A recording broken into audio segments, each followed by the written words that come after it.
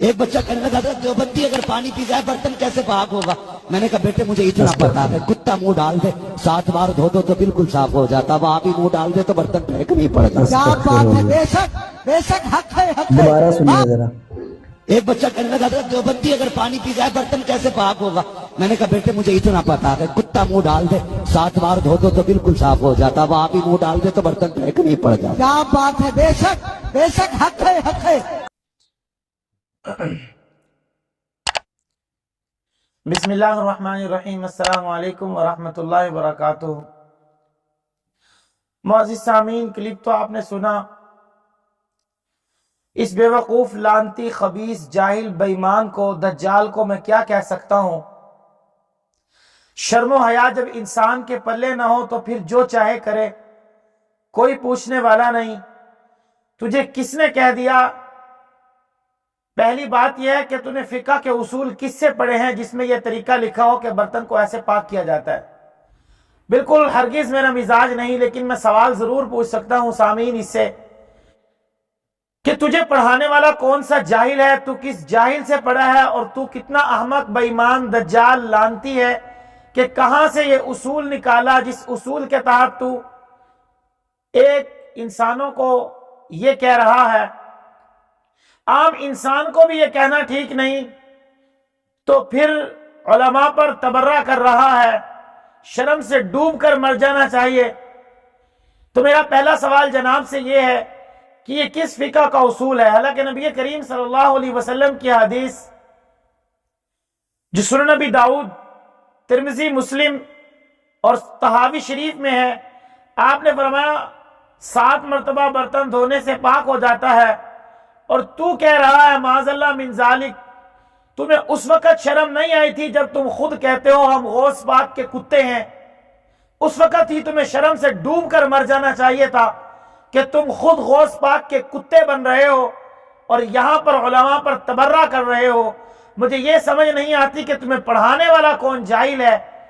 ایک بات یہ، میں زیادہ باتیں نہیں کھولتا، پھر بات وہی ہے، اپنی اداؤں پہ خود غور کرو، ہم عرض کریں گے تو شکایت ہوگی۔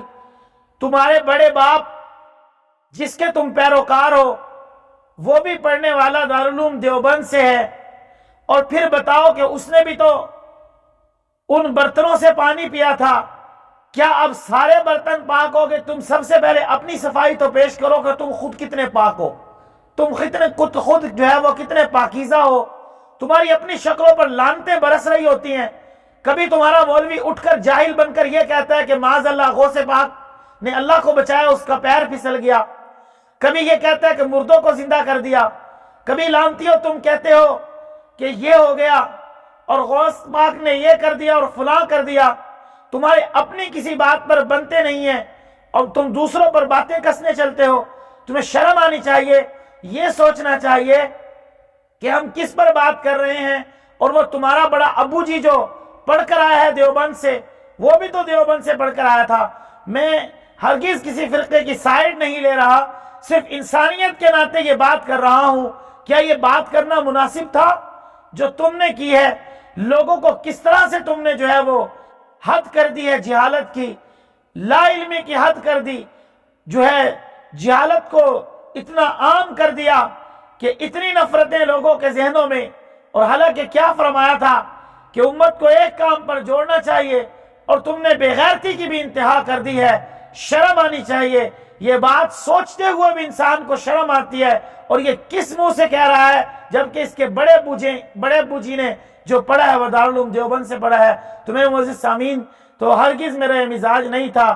اگر میری باتیں کسی کو بری لگی ہوں میں ایڈوانس ہی معذرت کرتا ہوں، لیکن ایک بات ضرور کروں گا، یہ میرے 3 سوال جو میں نے پوچھے ہیں اس کا جواب مجھے لازمی دے دے کہ ایک جو آپ کے بڑے ابو جی نے وہاں سے پڑھا ہے اس کا کیا کہو گے؟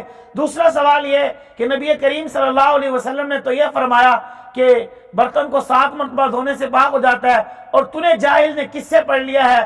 ذرا مجھے وہ فقہ کی کتاب تو بتا، وہ اصول تو بتا جس اصول میں یہ لکھا ہو۔ اور تیسرا، کسی عام انسان کو یہ کہنا جائز نہیں، تو پھر بھی علماء کو کہہ رہا ہے شرم سے ڈوب کر مر جانا چاہیے۔ کہیں سے اتنا سا بھی پانی ملتا ہے تو اس میں ناک ڈبو کے مر جا۔